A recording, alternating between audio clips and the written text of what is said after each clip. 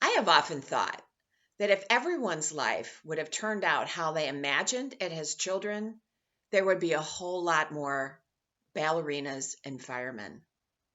Yes, we can dream big, believe that all we need to do is try and hope, but the realities we are experiencing today show that dreaming doesn't determine what happens in our lives. Hi, I'm Michele Weldon, honorary chair for Deborah's Place 35th anniversary party opening doors. I wish we had the chance to celebrate together in real life, but for now, this is our virtual doorway. I'm an author and a journalist, and I did pretty much always want to be a writer. I had my own newspaper when I was 10. It was called the Juvenile Journal. It was a monthly I typed and copied on a tabletop hectograph machine in our family room on Jackson Avenue. My father mailed the 8-page edition to my 50 subscribers who paid 50 cents a year for 12 issues. I told my father how proud I was of my publishing empire. He said, "You know, you've never paid me a dime for postage." Working through this pandemic year that has stretched from weeks to months and may continue for the rest of the year, there are many more severe realities that many are suffering, and in particular, those whom Deborah's Place is primed to help. 30 million Americans have lost their jobs since March and signed up for unemployment. This doesn't account for the millions more who are not in the system, doing contract work or working for cash. COVID-19 has put a spotlight on the access and equity divide in this country to healthcare and privilege and housing. With well over 1 million COVID cases in this country and more than 61,000 deaths, the U.S. hosts 1/3 of the world's cases. The dangers of the spread of the virus among the nation's more than 500,000 homeless is sparking some innovative ideas, placing homeless persons in unoccupied hotels, but also endangering the safety of those who are homeless and enduring retaliation and pushback.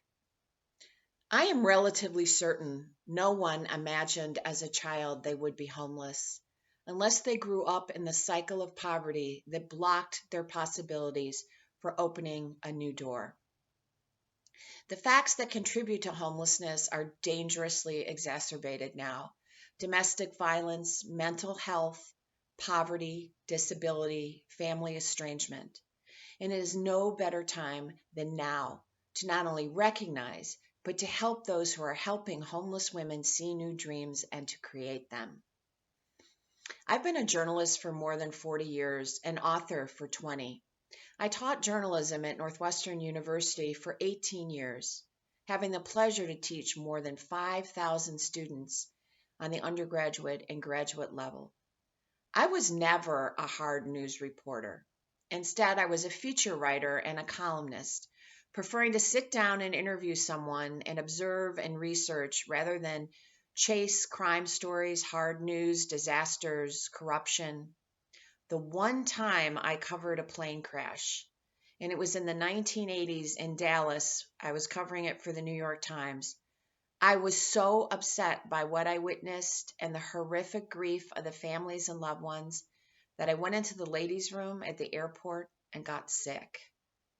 Instead, I prefer to tell stories, slower stories. I try to make them as vital and vivid as I can, making whomever is reading what I write feel as if they are there with me. I guess you can say I tell the truth.